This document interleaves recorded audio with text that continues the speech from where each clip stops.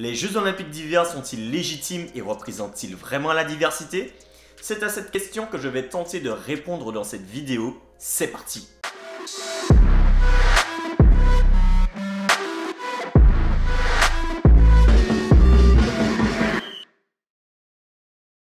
Comment dire ça?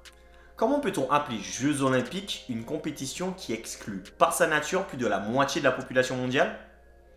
Imaginez ce petit garçon vivant en Martinique et qui a un poster de Martin Fourcade dans sa chambre. Quel enfer ça doit être pour lui. Ça ne vous aura certainement pas échappé, mais les 24e Jeux Olympiques d'hiver de Pékin démarrent bientôt et j'ai l'impression que tout le monde s'en fout.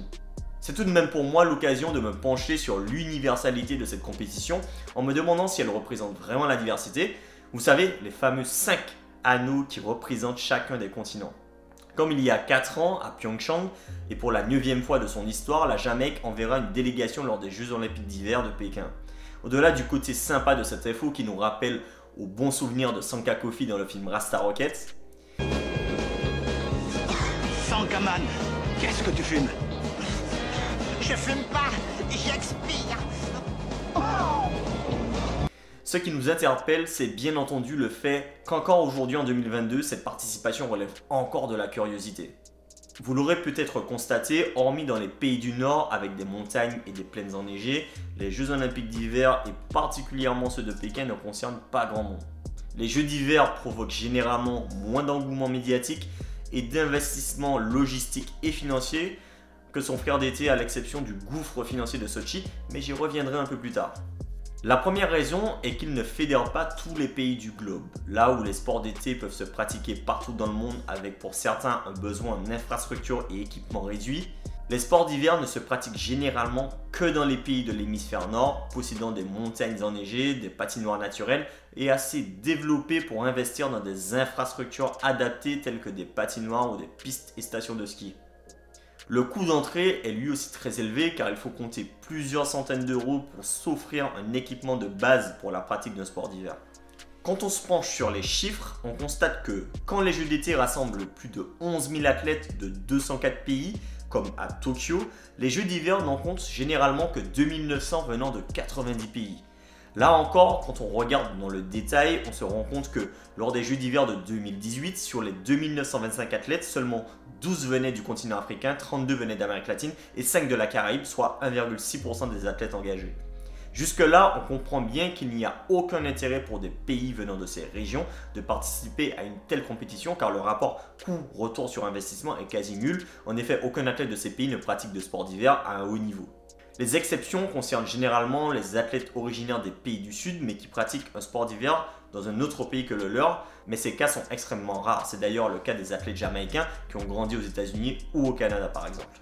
Quand on se penche sur les tableaux des médailles, le constat est sans appel. Je constate qu'en 2012 par exemple, lors des Jeux Olympiques de Londres, le continent le plus représenté en termes de pays était l'Afrique, suivi de l'Europe, même s'il n'avait pas d'énormes délégations. Les Jeux d'hiver de Vancouver en 2010 comptaient seulement 7,3% de pays africains et 2,4% de pays issus de l'Océanie. L'Océanie fait tout de même plutôt bonne figure avec 2 pays, l'Australie et la Nouvelle-Zélande, avec 57 athlètes et 3 médailles au total en 2010. Quand on se penche sur le nombre de médailles par continent, on se rend vite compte que l'Europe truste 2 podiums sur 3 en hiver contre 1 sur 4 en été. Par ailleurs, l'Europe semble bien seule car derrière il y a le continent américain avec une médaille sur 4, mais là encore les résultats sont trompeurs puisque la totalité des résultats sont obtenus par 2 pays, les États-Unis et le Canada. L'Amérique centrale, la Caraïbe et l'Amérique du Sud ne parviennent pas à exister. Côté asiatique, c'est uniquement la Chine, la Corée du Sud et le Japon qui raflent les récompenses. Du côté de l'Océanie, on peut remercier l'Australie et la Nouvelle-Zélande qui parviennent à s'en sortir. Personnellement, j'aime beaucoup suivre les Jeux d'hiver et vibrer au rythme des performances de nos représentants français, mais nous devons réellement nous poser la question de la légitimité de cet événement au regard de son rayonnement qui ne concerne que quelques pays dans le monde.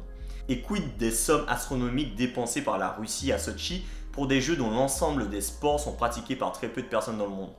Rendez-vous compte, Sochi aurait coûté la bagatelle de 36 milliards d'euros, là où Pékin 2008 et Londres 2012 ont coûté respectivement 26 et 11 milliards d'euros pour des jeux d'été.